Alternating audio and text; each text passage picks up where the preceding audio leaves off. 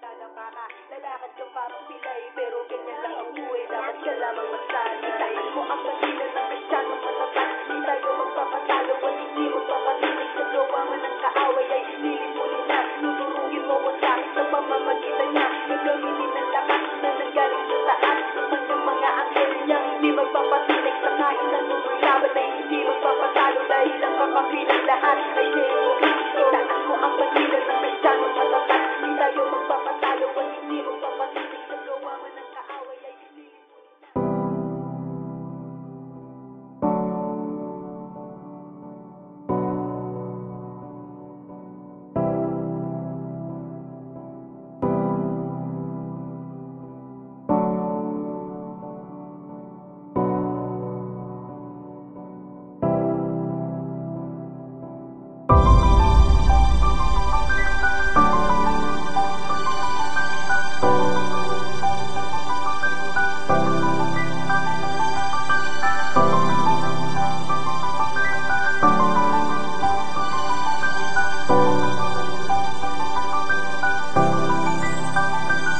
Pag binato ka ng bato, batuhin mo ng tinapay. Lagi mong katandaan na Kristiyano lang ang buhay. Kailangan magpakumbaba kung hindi sinasadya. Mas maigi wag pumatag kung wala naman sa tama. Ang ibang sinisiraan ka dahil sa kanya, dahil sa mga salita na walang pagkaunawa. Nauwi lang sa debate at sa mga haka-haka na baka manalo ka sa loto kapag tumaya. Oh, totoo ba yun? Baka di naman, diba? Di ako naniniwala pag di galing sa kanya. Kasi ang pinagkala ay naglilingkod ng tama. Nagpakita ng kagaling at sa kanya nagtiwala. Dapat di nanguhusga para di minamata ng mga tao sa labas na sadyang madadaya. Ipakita mo Kristiyano ka at taas noo. Kristiyano mula sa puso at hindi sa miso. Lingkod ka ni Jesus, itaas mo ang kamay. Wag na wag kang bibigay dahil ganyan lang ang buhay na madadapa ka. Lalakad kang parang pilay pero ganyan lang ang buhay. Dapat ka lamang masanay kung lingkod ka ni Jesus. Itaas mo ang kamay, wag na wag kang bibigay dahil ganyan lang ang buhay na madadapa ka. Lalakad kang parang pilay pero ganyan lang ang buhay. Dapat siya lamang masanay. Taas mo ang bandila ng Kristiyano matatag. Di tayo magpapatalo at hindi magpapatinig. Sa gawa man ng kaaway ay lilipunin na. Tudurugin mo ang sakit sa pamamagitan niya. Gagamitin ng lakas na nanggaling sa taas ng kanyang mga anghel niyang hindi magpapatinig. Sa kahit anong laban ay hindi magpapatalo. Dahil ang kakampi ng lahat ay si Jesu Cristo. Pag sinama mo ang Diyos sa ikot ng mundo mo,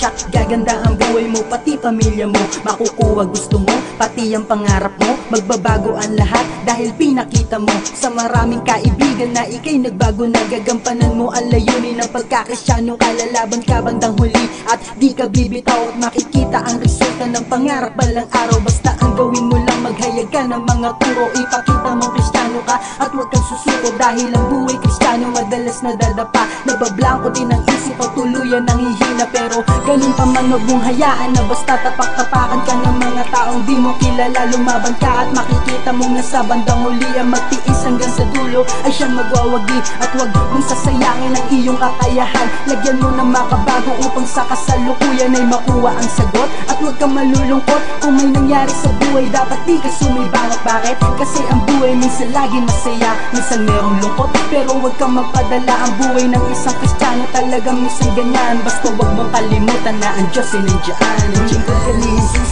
itaas mo ang kamay. Huwag na huwag kang bibigay dahil ganyan lang ang buhay na madadapa ka. Lalakad kang parang pilay pero ganyan lang ang buhay. Dapat ka lamang masanay kung lingkod ka ni Jesus. Itaas mo ang kamay, huwag na huwag kang bibigay dahil ganyan lang ang buhay na madadapa ka. Lalakad kang parang pilay pero ganyan lang ang buhay. Dapat siya lamang masanay. Itaas mo ang bandila ng Kristiyano matatag. Di tayo magpapatalo at hindi magpapatinig. Sa gawa man ng kaaway ay lilipunin na. Tudurugin mo ang sakit sa pamamagitan niya. Gagamitin ng lakas na nanggaling sa taas ng kanyang mga anghel niyang hindi magpapatinig. Sa kahit anong laban ay hindi magpapatalo. Dahil ang kakampi ng lahat ay si Jesu Cristo. Itaas mo ang bandila ng Kristiyano matatag. Di tayo magpapatalo at hindi magpapatinig. Sa gawa man ng kaaway ay lilipunin na. Tudurugin mo ang sakit sa pamamagitan niya. Gagamitin ng lakas na nanggaling sa taas ng kanyang mga anghel niyang hindi magpapatinig. Sa kahit anong laban ay hindi magpapatalo. Dahil ang kakampi ng lahat ay si Jesu Cristo.